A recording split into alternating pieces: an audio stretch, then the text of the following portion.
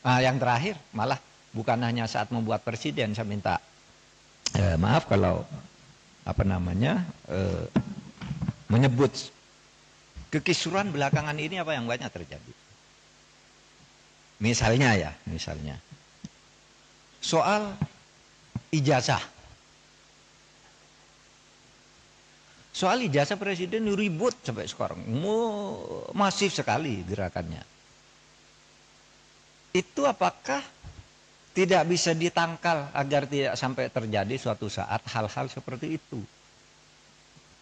Soal ijazah presiden asli itu apa tidak, itu pelanggaran hukum atau pelanggaran etik?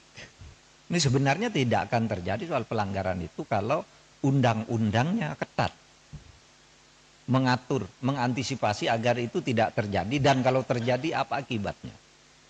Misalnya kasus ijazah Pak Jokowi yang sekarang ini, saya ikut bicara sebentar kemarin. Saya tidak peduli apakah ijazah Pak Jokowi itu asli atau tidak. Saya tidak peduli karena itu tidak akan ada akibatnya terhadap proses ketatanegaraan kita. Dalam arti begini, taruhlah misalnya betul tuh ijazah Pak Jokowi palsu misalnya.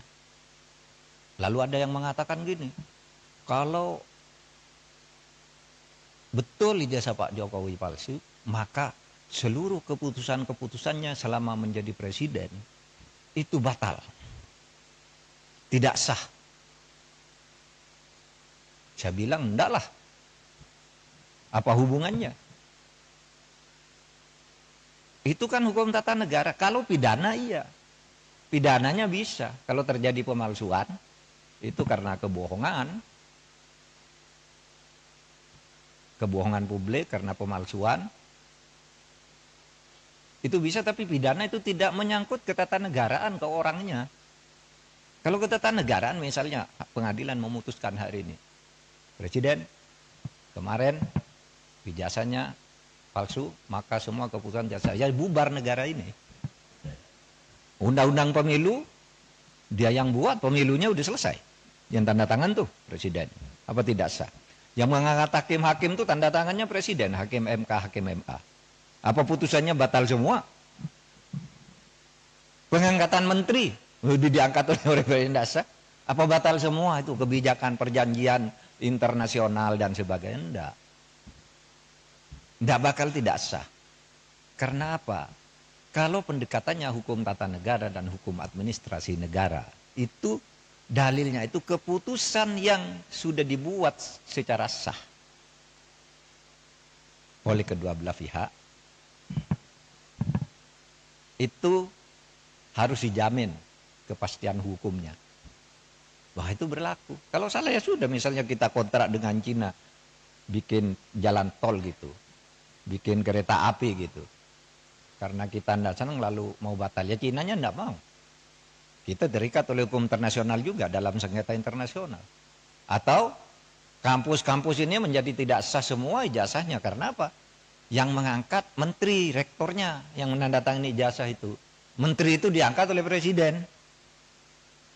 Oleh sebab itu jangan terlalu ngelantur. Bicara keabsahan ijazah presiden kok dibilang lalu keputusannya tidak sah. Karena saya mengatakan begini, ini ada aja yang nanggapi. Saya lihat di TikTok. Seakan-akan apa? Mahfud MD sekarang sudah berubah. Sudah mendukung Pak Jokowi. Dia mengatakan bahwa kalau ijazahnya Pak Jokowi palsu, keputusannya tidak batal. Lah iyalah, bukan karena mendukung, memang begitu. Coba, teori apa yang bisa menyatakan itu? Kecuali pidana ya. Kalau pidana personal, bukan pada keputusan ketatanegaraannya. Iya, saya bilang. Yang saya katakan begini, ada yang tanya juga, Pak Mahfud, Anda kok enggak ikut-ikut nih? Ikut dalam gerakan menggugat ijazahnya Pak Jokowi. Saya enggak punya kepentingan. Apa? Kepentingan saya enggak ada. Makanya itu ditolak. Ditolak oleh pengadilan tuh bukan karena pengadilannya salah. Gini, mari saya jelaskan. Biar nanti saudara, kalau mencari celah ngatur pelanggaran presiden yang terlanjur terjadi itu, di undang-undang kepresidenan mau diatur bagaimana. Saya dengar paper yang masuk sudah banyak. Coba nanti dipilih butir. Ya begini, yang gugat ijazahnya Jokowi ini pertama masuk ke gugatan peradilan perdata. Lalu sudahlah, keabsahan ijazah kok digugat ke pengadilan perdata, pengadilan bilang bukan wewenang saya. Jadi benar pengadilan itu bilang, NO, saya tidak dapat menerima ini karena bukan wewenang. Tugas pengadilan itu bukan mencabut ijazah. Terus apa dong? Lagi pula, kalau perdata itu ya seperti teorinya, perdata itu yang menimbulkan hak dan kewajiban. Orang bisa melakukan gugatan perdata kalau ada perjanjian kontraktual, kontrak di antara kedua pihak di mana yang satu tidak memenuhi syarat. Kapan Pak Jokowi melakukan kontrak dengan orang yang menggugat itu? Mewakili siapa dia? Iya kan? Pengadilan begitu. Saya tidak membela Pak Jokowi, tidak juga membela pengadilan. Benar dia, justru kalau dia memutus salah. Pengadilan negeri itu. Terus kemana dong? Tidak ada kok. Pihak yang dirugikan siapa? Secara perdata. Siapa yang perdata itu kan pribadi dan badan hukum privat. Oh kalau gitu pindah ke PT UN. PT UN juga menyatakan tidak bisa nerima. Kenapa? Kalau saya dinyatakan mencabut ijazah tidak sah. Seharusnya Anda minta, kalau mencabut ijazah itu minta ke UGM. Karena UGM yang menerbitkan, masa PT UN.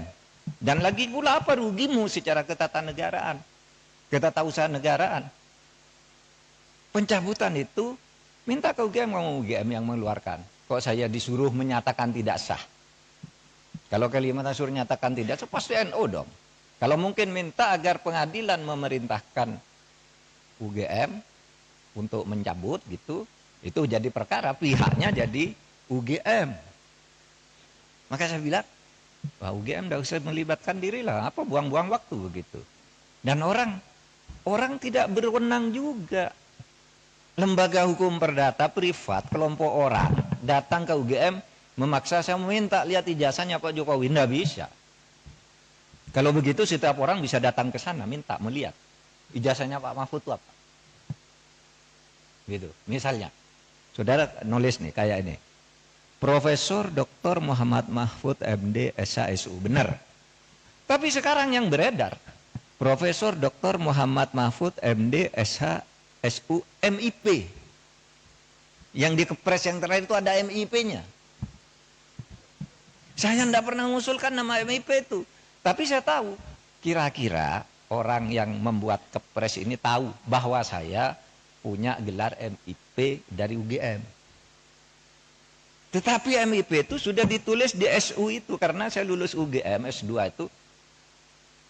Waktu itu lulus, tahun 87 itu gelar S2 UGM namanya SU, Sarjana Utama. Sesudah itu ganti MA, Magister Artium. Sesudah itu berubah Magister Ilmu Politik, Magister Ilmu Hukum, Magister Ilmu Teknik, kayak gitu-gitu. Sebenarnya SU itu sudah mewakili MIP. Kalau orang lalu minta kemarin cabut saya tidak masang sendiri, saya tidak tahu.